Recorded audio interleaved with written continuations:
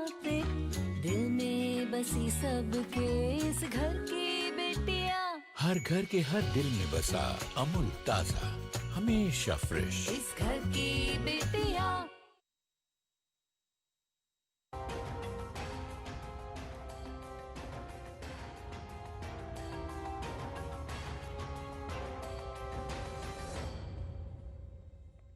आपदाएं चाहे प्राकृतिक हो या मानव निर्मित, यह हमारे समय की एक सच्चाई है। लेकिन कहते हैं कि तैयारी में ही समझदारी है। हमारे इस खास कार्यक्रम आपदा का सामना में कोशिश यही है कि हमारी तैयारी रहे पुख्ता और आम लोग रहें चौकस और तैयार। स्वागत आपका हमारे इस खास कार्यक्रम में। और आज आपदा के सामना के इस अंक में हम बात कर रहे हैं सुनामी के खतरे की और उससे मुकाबले की। तो हम सबसे पहले समझते हैं कि सुनामी होती है क्या। 2004 का उदाहरण हमारे सामने है। जिस तरह से जमीन पे टेक्टोनिक प्लेट के शिफ्ट होने से भूकंप आती, उसी तरह समुद्र के अंदर जो धरती की अलग अलग प्लेटें हैं, टेक्टोनिक प्लेट्स हैं, वो जब शिफ्ट होती हैं तो उसका असर समंदर के लहरों पे पड़ता है और वो बड़ी लहर बनती है, कई बार 100-100 मीटर तक, और वो हमारे शहरों, गांव, समुद्र तटीय इलाकों से जाकर टकराती हैं और एक बड़ा विनाश लेकर आती हैं। साल 2004 का उदाहरण हमारे सामने है और साल 2004 का उदाहरण हमें क्या बताता है कि सुमात्रा जावा के आसपास जो इलाका था, जो अंडमान निकोबार द्वीप समूह के आसपास का इलाका था, यहाँ सुनामी यहाँ से पैदा लेता हुआ जो तमाम देश हैं वहाँ पे 9.2 तीव्रता का भूकंप सुमात्रा के इस इलाके में आता है। और जो तमाम देश हैं, चाहे वो म्यांमार हो, इंडोनेशिया हो, मलेशिया, थाईलैंड और यहाँ तक कि ऑस्ट्रेलिया तक में इसका असर पड़ा।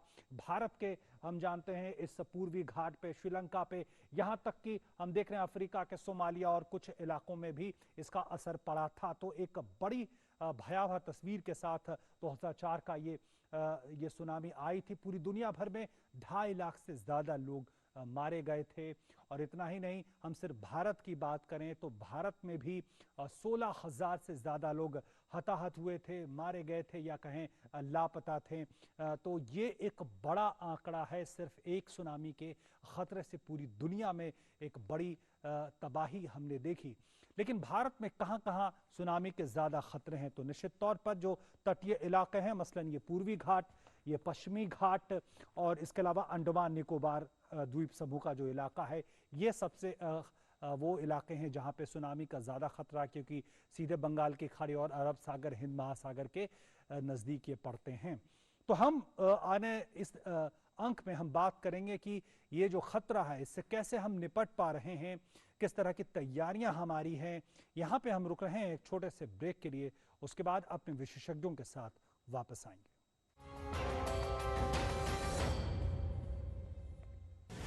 सुभाष चंद्र बोस आपदा प्रबंधन पुरस्कार। आपदा प्रबंधन में निस्वार्थ सेवा को सम्मान।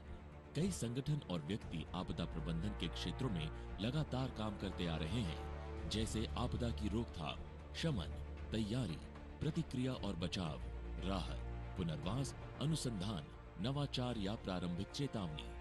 आपदा प्रबंधन के क्षेत्र में भारत में व्यक्तियों और संस्थानों द्वारा किए गए उत्कृष्ट कार्यों की सराहना करने के लिए भारत सरकार ने 23 जनवरी पर एक वार्षिक पुरस्कार सुभाष चंद्र बोस आपदा प्रबंधन पुरस्कार की शुरुआत की है।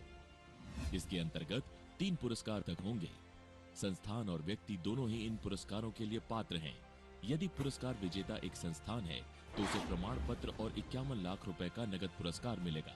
यदि पुरस्कार विजेता व्यक्ति है तो विजेता को प्रमाण पत्र और 5 लाख रुपए का नगद पुरस्कार दिया जाएगा। अधिक जानकारी के लिए या आवेदन करने के लिए dmawards.ndma.gov.in पर आज ही जाएं। जल्दी कीजिए। वर्ष 2021 के लिए आवेदन भरने की अंतिम तिथि 31 अगस्त 2020 है। सुभाष चंद्र बोस आपदा प्रबंधन पुरस्कार। आपदा प्रबंधन में निस्वार्थ सेवा को सम्मान।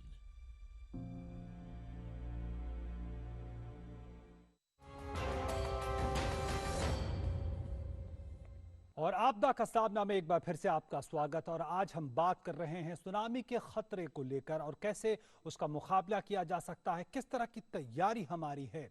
और हमारे साथ 3 बेहद ही खास मेहमान जुड़े हुए हैं इस कार्यक्रम में। हमारे साथ है राजेंद्र सिंह जी, सदस्य राष्ट्रीय आपदा प्रबंधन प्राधिकरण। हमारे साथ हैं सुनंदा जी, जो वैज्ञानिक हैं, भारतीय राष्ट्रीय महासागर सूचना सेवा केंद्र। हमारे साथ हैं विनीत के गहलोत साहब, वैज्ञानिक, CSIR NGRI मतलब नेशनल जियोफिजिकल रिसर्च इंस्टीट्यूट। बहुत बहुत स्वागत आपका, आप तीनों का।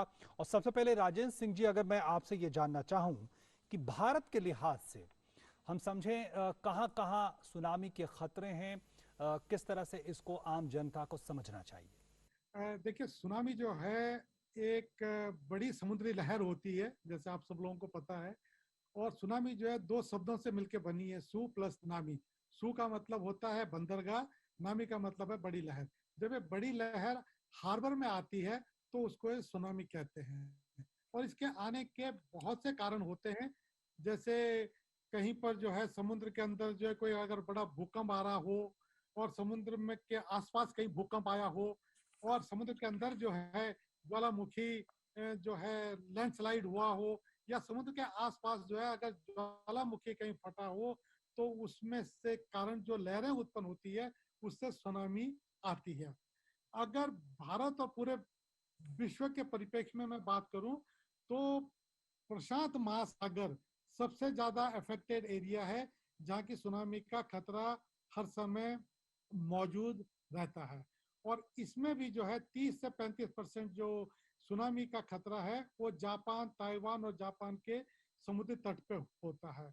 जहां तक भारत का परिप्रेक्ष्य है, भारत के उसमें जो है ईस्ट कोस्ट और वेस्ट कोस्ट दोनों में ही जो है सुनामी का खतरा बना रहता है। स्पेशली जो ईस्ट कोस्ट वाला एरिया है, जहां अंडमान निकोबार जो कि सुमात्रा आइलैंड आर्क से लगा हुआ एरिया है, उसमें खतरा ज्यादा है। और ईस्ट कोस्ट का जो पूरा एरिया है, चाहे वो तमिलनाडु, पांडिचेरी, आंध्र और उड़ीसा का एरिया है, ये बहुत ज्यादा वनरेबल एरिया है। और वेस्ट कोस्ट में जो नॉर्थ अरेबियन जो सी है, उसमें जो मेडिटेरियन ओशन है, उसमें जो है ओखा, द्वारका, जखाऊ और गल्फ ऑफ कच्छ वाला जो एरिया है, उसमें जो है सुनामी का ज्यादा खतरा बना हुआ रहता है। और सुनंदा जी, अगर मैं आपसे जानना चाहूं कि जिस तरह से हम देख रहे हैं कि भारत इस तरह के उसकी बनावट है कि अरब सागर, बंगाल की खाड़ी, हिंद महासागर 3 तरफ से उसे घेरे हुए हैं, ऐसे में क्या आप कहेंगे कि सुनामी मोटे तौर पर क्या इसका बड़ा कारण है, इसके पैदा होने के पीछे, इसके जन्म लेने के पीछे? क्योंकि 2004 में जो सुनामी आई थी, कहा जाता 100 सालों के बाद ऐसी सुनामी आई थी। सभी भूकंप सुनामी उत्पन्न नहीं कर सकते हैं। इसका इम्पोर्टेंट रीजन होता है वो समुद्र के अंदर हो या समुद्र तट की बहुत पास हो, और उसका तीव्रता होनी चाहिए 6.5 से ज्यादा। और हमारे यहाँ 2 सबडक्शन जोन बोलते हैं हम लोग उसे साइंटिफिक वर्ड्स में, जैसे अंडमान सुमात्रा सबडक्शन जोन, जो अंडमान निकोबार आइलैंड से शुरू होकर पूरा इंडोनेशिया तक है, और दूसरा है पश्चिम की ओर मकरान सबडक्शन जोन, जो पाकिस्तान, ईरान और इंडिया के पास है। तो हमारे इंडिया को दोनों तरफ से, जैसे पश्चिम की तरफ से और ईस्ट की तरफ, दोनों तरफ से सुनामी की बहुत डेंजरस है। और जी विनीत गहलोत साहब, हमें ये बताएं कि जिस तरह से अभी सुनंदा जी ने हमें बताया किस तरह से ये पैदा होता है, उसके पहले राजेंद्र सिंह जी ने भी बताया, आपको लगता है कि ये जो खतरा है, जिस तरह से हम जानते हैं समुद्र का जल स्तर बढ़ रहा है जलवायु परिवर्तन के और दूसरे कारणों के मद्देनजर, तो जो ये सुनामी पैदा होने और उसका जो खतरा है, क्या उसका जो मैग्नीट्यूड है, इंटेंसिटी है, आने वाले वक्त में क्या और बढ़ेगा? काफी गूढ़ सवाल किया है आपने, क्योंकि हम अक्सर ये सोचते हैं कि जो क्लाइमेट चेंज प्रोसेस है उसका बड़े अर्थक्वेक से कोई ज्यादा लेना देना नहीं है, और वो काफी हद तक सही भी है। लेकिन जो आपका सवाल है कि अगर क्लाइमेट चेंज की वजह से अगर भू जल का स्तर बढ़ेगा और तब सुनामी आती है, तब उसका इफेक्ट क्या होगा, तब उसका असर क्या होगा। इसमें कोई शक की बात नहीं है कि करंट लेवल क्या है और उसके बाद सुनामी आती है, तब वो उसका सुनामी का इम्पैक्ट कोस्टल रीजन में कितने दूर तक जाता है। और अगर भूजल वही हमने जो कुछ भी अपनी सावधानियां बरती, वो आज के भूजल के हिसाब से बरती कि साहब हमारा स्तर ये है, और हमने कहा कि साहब इतनी दूर तक आप कंस्ट्रक्शन नहीं कर सकते, इतनी दूर तक आप टूरिस्ट एक्टिविटी नहीं कर सकते, ये सब काम नहीं कर सकते। लेकिन अगर वो भूजल बढ़ जाता है, सपोज वो फ्यू सेंटीमीटर बढ़ गया, अब वो हमने तो कहा कुछ सेंटीमीटर बढ़ गया, लेकिन अगर कोस्ट की लंबाई, उसकी जो कोस्ट का जो एक्सटेंशन है लैंड की तरफ को, वो कहीं ज्यादा होगा, और उसके बाद फिर आप अगर कोई सुनामी आती है तो उसका इम्पैक्ट, इसमें कोई शक की बात नहीं कि बहुत ज्यादा होगा, क्योंकि आपके जितने भी आकलन थे वो पुराने भूजल स्तर के हिसाब से थे। लेकिन अगर भूजल स्तर चेंज हो गया, यानी क्लाइमेट चेंज की वजह से, तो इसमें कोई शक की बात नहीं है कि उसका जो इम्पैक्ट है सुनामी का वो डिफरेंट होगा, वो ज्यादा पड़ेगा। बिल्कुल। और यही सवाल राजेंद्र सिंह जी आपसे मैं करना चाहूं तो आप क्या कहेंगे, क्या आने वाले वक्त में समुद्र का जलस्तर बढ़ने या सुनामी को लेकर आगे आने वाले वक्त में किस तरह की परिस्थितियां हो सकती हैं? इसके लिए अभी ये कहना बहुत मुश्किल है कि खतरा बढ़ेगा और खतरा कम होगा, लेकिन सबसे अच्छा जो इसके लिए निवारण है वो ये है कि हर मुल्क और हर राज्य अपनी जो है तैयारी इसमें पूरी करके रखे, ताकि जो है जो भी खतरे आएंगे, खतरे देखिए आपदाएं आती हैं, आपदाएं जाएंगी, और भविष्य में भी और बड़ी बड़ी आपदाएं आएंगी, आप देख ही रहे हैं इस समय भी। लेकिन सबसे महत्वपूर्ण बात है कि हमारी उसके लिए तैयारी कैसी है, उसको हमें पूरी तरीके से उसमें जो है निपुण होना है। काफी चर्चा है पूरी दुनिया में 2004 के बाद से ही जो अर्ली वार्निंग सिस्टम, यानी कैसे पूर्व सूचना मिल सके, इसको लेकर इस स्तर पे आपको लगता है क्या क्या काम हुआ है और कितना ये प्रभावी रहा है? क्योंकि बीच में हमने 2007 में भी हमने देखा था हिंद महासागर और कई जगहों पे सुनामी की घटनाएं रिपोर्ट हुई थी। हिंद महासागर में 2004 के बाद जो विनाशकारी सुनामी हुई थी, उसके बाद पृथ्वी विज्ञान मंत्रालय ने यह कोशिश की कि एक आधुनिक भारतीय सुनामी पूर्व चेतावनी प्रणाली यहाँ भारत में हो, और उसकी स्थापना की गई थी भारतीय राष्ट्रीय महासागर सूचना सेवा केंद्र में। और मैं कह सकती हूँ कि जब से इसकी स्थापना हुई है तब से आज तक एक भी फॉल्स कैलकुलेशन नहीं हुआ है, और यहाँ 24/7 सूचना सेवा केंद्र काम करता है। और यहाँ कुछ सेंसर के नाम मैं लेना चाहती हूँ जो हिंदी में मुझे पता नहीं है, तो मैं बोल रही हूँ कि साइस्मोमीटर, सुनामी बॉयज, टाइड गेजर्स, ये सब जो पूरे सेंसर्स लगाए रखे हैं पूरे भारत और पूरे हिंद महासागर में, और ये जब काम कर रहे हैं वो रियल टाइम में काम कर रहे हैं, और इनसे हम लोगों को जो इंफॉर्मेशन मिलती है वो हम लोग वार्निंग सेंटर में पूरा प्रोसेस करते हैं। जैसे भूकंप अगर अंडमान निकोबार में आ गया तो हम लोगों को 10 मिनट के अंदर ही इसका पता चल जाता है, और हम लोग उसका प्रोसेस करते हैं कि ये क्या सुनामी जनरेट करने वाला है या नहीं। अगर जनरेट किया तो हम लोगों को सुनामी टाइड गेजेस या सुनामी बॉयज के यहाँ से पता चल जाता है कि हाँ ये अर्थक्वेक में सुनामी का उत्पन्न सुनामी जनरेट जो हुआ है उसका समाचार हम लोगों को मिल जाता है। और इस समाचार को हम लोग और थोड़ा जैसे सामान्य लोगों को समझाने के लिए हम लोग ऐसे देते हैं, मॉडल रन करके उसमें बता देते हैं कि ये सुनामी का जो तरंग है आपके यहाँ इस समय पे पहुंचेगा और इतनी ऊंचाई पे पहुंचेगा। तो इस इंफॉर्मेशन को लेके जो डिजास्टर मैनेजमेंट के जो राष्ट्रीय और जो स्टेट के लोग होते हैं तो वो लोग वहाँ से समुद्र तटीय लोगों को खाली करवाना, ये सब वो लोग शुरू करते हैं। तो ये बहुत सुनामी वार्निंग सेंटर का जो हम लोग यहाँ पे पूरा जो काम करते हैं, तो ये जब तक पब्लिक को नहीं पहुँचती है तब तक ये पूरा हमारा स्टैंडर्ड ऑपरेटिंग प्रोसीजर कंप्लीट नहीं होता है। जी विनीत जी, ये हमें बताएं कि जो पूरी अर्ली वार्निंग सिस्टम का जो पूरा तंत्र हमारे सामने है, कितना पुख्ता, क्या हम कह सकते हैं बिल्कुल 100% ये सही जानकारी दे रहा है और इस पे हम भरोसा पूरी तरह कर सकते हैं, कर रहे हैं और मदद मिल रही है हमें? हाँ, देखिए, अभी तक जब 2004 के बाद जब ये हमने इसको स्थापित किया था सुनामी वार्निंग सेंटर को हैदराबाद में, तो उसके बाद जितने भी बड़े भूकंप आए हैं तो उसमें कोई ऐसा केस नहीं हुआ अभी तक जिसमें कि हम लोगों को कोई फेलियर दिखाई दिया हो।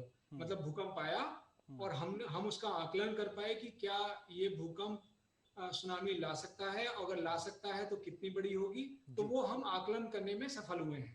तो अगर उस लिहाज से आप कहें तो इसमें कोई शक की बात नहीं है कि जो हमारा जो सुनामी वार्निंग सेंटर है वो बिल्कुल अच्छी तरह से काम किया है। लेकिन मैं इस बात को जरूर कहूंगा कि जो नेचर है वो सरप्राइजेस से भरी हुई है। तो हमें नहीं पता कि कौन सा सरप्राइज अचानक आके हमें कब आश्चर्यचकित कर पाए। तो उन चीजों को पता करना कि वो कौन से और प्रोसेसेस हैं, वो कौन से और रीजन्स हैं जिनकी वजह से सुनामी जनरेट हो सकती है और जिनको कि जिसका कि आकलन हम सही ना लगा पाए या जिसका कि जिसका आधार हम लोगों को ना कर पाए। तो उन चीजों के बारे में लगातार रिसर्च करना बहुत जरूरी है। जी निश्चित तौर पर।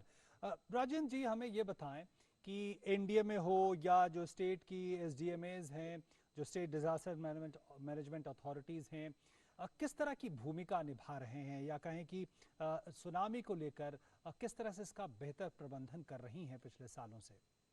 एज पर डीएम एक्ट 2005 जो हम इसकी बात करते हैं, उसके अनुसार अगर हम देखें तो हर राज्य को, हर मंत्रालय को, हर विभाग को अपना अपना डिजास्टर मैनेजमेंट जो है प्लान बनाना है और हमसे उसकी जो है हमारे पास सबमिट करना और हमसे उसकी अप्रूवल लेनी है कि आपका प्लान तैयार है।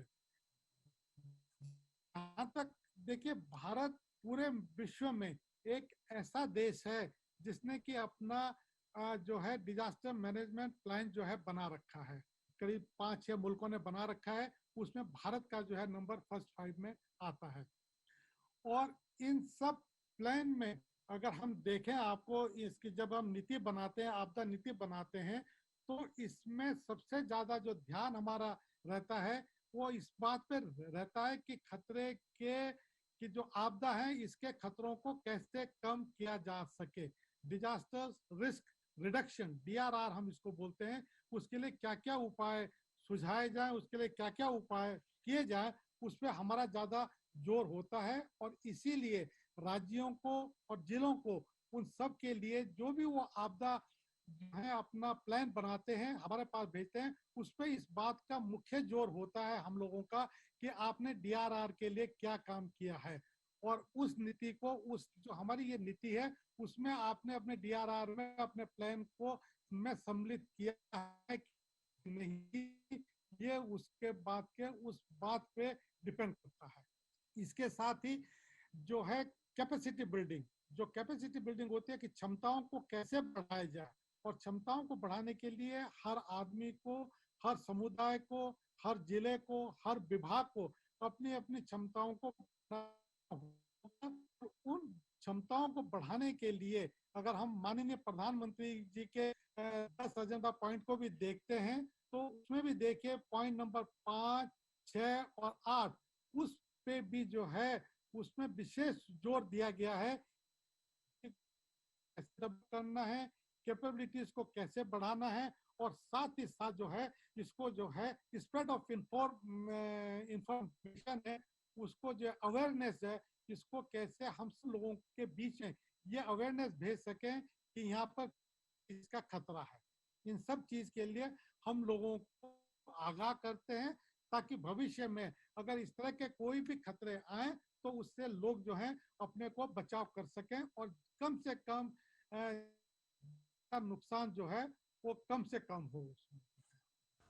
और मैं यहाँ पे हमारे पास सोशल मीडिया प्लेटफॉर्म के जरिए भी कई सवाल हम तक पहुँचे हैं और इन सवालों को भी अपने अपने विशेषज्ञों से लेना चाहेंगे।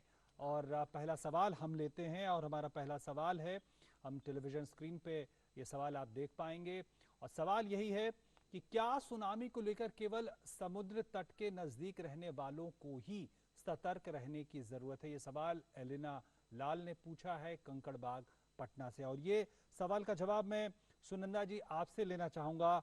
क्या सिर्फ जो समुद्र के नजदीक रहते हैं उनको ही सतर्क रहने की जरूरत है? सभी लोगों को इसकी जानकारी होनी चाहिए।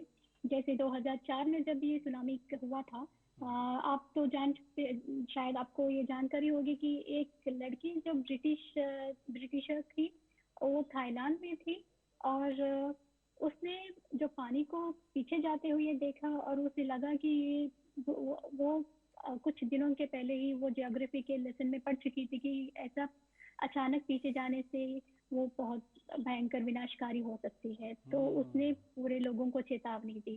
तो ये जानकारी सुनामी की सभी लोगों को होना चाहिए। बिल्कुल, जैसे सिर्फ तटीय लोगों को होने का मतलब शायद उन लोगों को तो हमेशा हम लोग एजुकेट करते ही रहते हैं, लेकिन अगर हर कोई, जैसे हम लोग हमेशा बीच को जाते रहते हैं हॉलीडेज के लिए, कुछ वेकेशन के लिए, तो अगर टूरिस्ट बहुत ज्यादा ये इंफॉर्मेशन जो लोग समुद्र तटीय पे रहते हैं उनके लिए ही नहीं, जो समुद्र के समुद्र का तो असर पूरे जनजीवन पे होता है। तो मैं ये नहीं कह सकती सिर्फ उन लोगों के पास समाचार होने पे वो लोग बच सकते हैं, ऐसी नहीं होती है, सभी लोगों को जानकारी होती है। बेहद महत्वपूर्ण बात आप कहती हुई। और हमारे पास एक दूसरा सवाल शशि शर्मा जी ने पूछा है जयपुर राजस्थान से, और उनका सवाल है कि सुनामी आने से कितने समय पहले सूचना दी जा सकती है, दी जा रही है? और ये सवाल मैं आपसे लेना चाहूंगा राजेंद्र सिंह जी। देखिए, जैसे अर्ली वार्निंग सिस्टम के द्वारा हमें पता लगा कि सुनामी जो है हिंद महासागर और जैसे पिछले बार जो है सुमात्रा कोस्ट में आई थी, तो अंडमान निकोबार रीजन के लिए 10 से 20 मिनट का टाइम मिलता है तैयारी करने के लिए। और मेनलैंड आते आते जो सुनामी की जो प्रिपरेशन का टाइम है हम लोगों के पास उसमें चंद घंटे मिलते हैं। वो चंद घंटे जो है 2 घंटे से 4 घंटे और 5 घंटे के बीच का समय हम लोगों को मिलता है तैयारी करने के लिए। और एक और सवाल हमारे पास आया है मुंबई महाराष्ट्र से चित्रा शाहपुरकर पूछती हैं कि सुनामी के समय अगर समुद्र में किसी जहाज पर हों तो क्या करना चाहिए? और ये इसका जवाब मैं विनीत गहलोत साहब आपसे लेना चाहूंगा। सवाल अच्छा है। देखिए, सुनामी की हमें ये जानना जरूरी है कि सुनामी की वेव्स कैसे चलती हैं समुद्र के अंदर। अगर आपका समुद्र बहुत गहरा है तो वहां पे उसका जो सुनामी का जो एम्पलीट्यूड है, जिसको कि हम मतलब ऊंचाई जो है वो उसकी बहुत कम होती है। स्पीड ज्यादा होती है, चलने की स्पीड ज्यादा होती है, लेकिन उसकी ऊंचाई कम होती है, लहरों की ऊंचाइयां कम होती हैं। और क्योंकि हम लोग ये पूरे वाटर कॉलम को ऊपर नीचे कर रहे हैं समुद्र के, तो अगर आपका जहाज किसी डीप ओशन में है, कहीं अंदर समुद्र में है, तो वो उस जहाज को ज्यादा कोई फर्क नहीं पड़ने वाला है। लेकिन अगर वही जहाज कोस्टल इलाके में आ जाता है जहाँ पे कि उसका जो सुनामी का एम्पलीट्यूड बढ़ जाता है, क्योंकि वहां पे जो गहराई है वो कम हो जाती है, उसकी वजह से उसका एम्पलीट्यूड बढ़ जाता है, तो वहां पे और उसका जो वेवलेंथ है, इसकी जो उसको लैम्डा जी बिल्कुल वो क्योंकि कम हो जाती है वहां पे, तो आपको वहां पे ज्यादा सतर्क होने की जरूरत पड़ती है। इसीलिए आपको याद होगा जब इवन साइक्लोन यानी जो लहरें होती है वो किनारे तक आते आते ज्यादा भयावह हो जाती हैं। हमारे पास समय खत्म हो रहा है और राजेंद्र जी मैं आपसे ये जानना चाहूंगा कि इंडिया में कई तरह के कदम पिछले कई सालों से ले रहा है। अगर प्रमुख इनिशिएटिव, जो प्रमुख कदम इंडिया में ने उठाए हैं, किस तरह का उसका असर रहा है, ये हमारे दर्शकों को बताएं। 2004 के बाद सबसे पहला जो काम इंडिया में ने किया है वो establishment of state of art early warning system हम लोगों ने लगाया है। ये ministry of earth and science के साथ लगाए हैं मिलकर के, और इस समय इनकॉइस इसको देख रहा है। और इसके साथ ही जो है प्रिपेयर हमने जो है एक गाइडलाइन बनाई है, जो 2010 में 2010 में हमने जो है गाइडलाइन बनाई है सुनामी के ऊपर, और इस गाइडलाइन ने हर स्टेट के साथ सब लोगों के साथ इसको शेयर किया है। इसके साथ ही डूज और डोंट्स जो हैं हमने जो है 2019 में पब्लिश किए हैं, और उसको भी हर जिले स्तर पे जो है हमने इसको जो है हर लोगों के साथ शेयर किया है। इसके साथ ही एनडीए में हर दूसरे साल जो है करीब करीब सब स्टेक होल्डर के साथ मिलकर के मॉक ड्रिल, मॉक एक्सरसाइज जो है हम लोग करते हैं। 2013 में एक्सरसाइज हुई है, 2007-8 में एक्सरसाइज हुई है, और 2017 में एक्सरसाइज हुई है। 2018 की जो एक्सरसाइज है जिसको आईओ वेव 18 के नाम दिया गया है, उसमें आसपास के 23 देशों के साथ मिलकर के जो है हमने ये एक्सरसाइज सबके साथ की है, कि ताकि सब समझ सके और एक नेटवर्क पे हम सब लोग हों। अगर किसी के यहाँ भी सुनामी आती है तो एकदम क्या क्या प्रिकॉशंस लेते हैं, कैसे एक दूसरे को इन्फॉर्म करना है, कैसे अवेयरनेस बढ़ाई जाए, इसके लिए भी हम लोग जो है ये करते हैं। इसके साथ ही कोस्टल एरिया में जो है हम लोग स्कूलों में, ग्राम पंचायतों में और विलेज लेवल पे भी जो है लोगों के साथ अपने इस जो है अवेयरनेस प्रोग्राम जो है हम लोग टाइम पे जो है चलाते हैं। इसके साथ अभी हमने जो है डिजास्टर मैनेजमेंट अथॉरिटी ने जो है हमने यूजीसी के साथ और दूसरे शिक्षण संस्थाओं के साथ जो संस्थाएं हैं उनके साथ जो है ये हमने केस टेकअप किया हुआ है, जिसमें हमने कहा है कि आपदा को जो है एक सब्जेक्ट के रूप में जो है आप अपने सिलेबस में सम्मिलित कीजिए, और इसके ऊपर जो है बच्चों को अवेयरनेस इसमें आनी चाहिए। बिल्कुल, तो हमारे पास समय बिल्कुल इस चर्चा के लिए इतना ही था, और मैं धन्यवाद करना चाहूँगा अपने तीनों पैनलिस्ट का, तीनों विशेषज्ञों का। राजेंद्र सिंह जी आपका बहुत बहुत धन्यवाद, और एम विजय सुनंदा जी आपका बहुत बहुत धन्यवाद, और डॉक्टर विनीत के गहलोत साहब आपका बहुत बहुत धन्यवाद। तो निश्चित तौर पर जैसा कि हम लगातार चर्चा भी हमने की इस कार्यक्रम में कि खतरा है, और खतरा आने वाले वक्त में जो सुनामी का है वो हमें सरप्राइज कर सकता है, चौंका सकता है। हालांकि पूरी तैयारियां की गई हैं, लेकिन आम लोगों को भी सतर्क रहने की ज़रूरत है। और आज आपदा के सामना के इस अंक में इतना ही। फिर मुलाकात होगी किसी और इस तरह की आपदा पे चर्चा के साथ, उससे कैसे बचें इन जानकारियों के साथ। फिलहाल दीजिए इजाज़त, नमस्कार।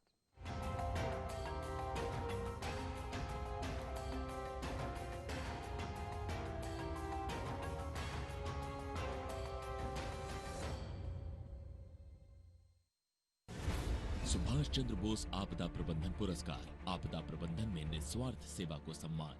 कई संगठन और व्यक्ति आपदा प्रबंधन के क्षेत्रों में लगातार काम करते आ रहे हैं, जैसे आपदा की रोकथाम, शमन, तैयारी, प्रतिक्रिया और बचाव, राहत, पुनर्वास, अनुसंधान, नवाचार या प्रारंभिक चेतावनी।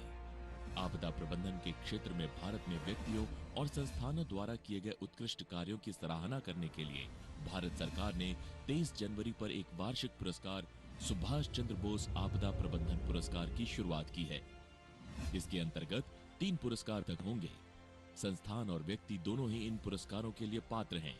यदि पुरस्कार विजेता एक संस्थान है तो उसे प्रमाण पत्र और 51 लाख रुपए का नगद पुरस्कार मिलेगा।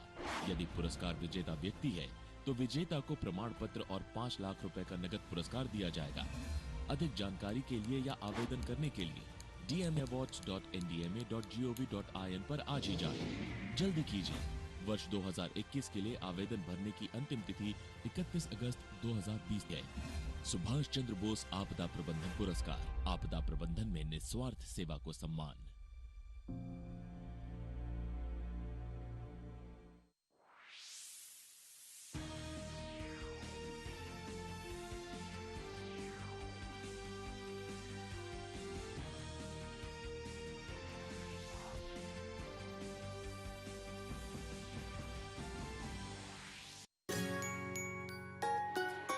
मम्मी की छुटकी, डैडी की गुड़िया, पल में जो भर दे खुशियों से दुनिया।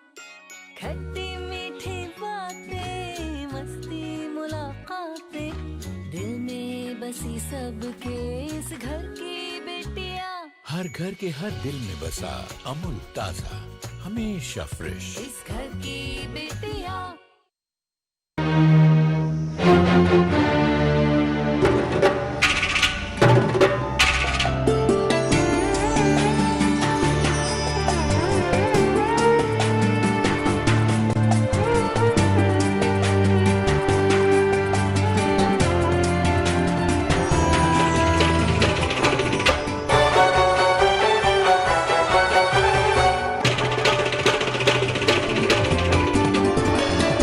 आप देख रहे हैं डीडी कश्मीर, एहसास कश्मीर का।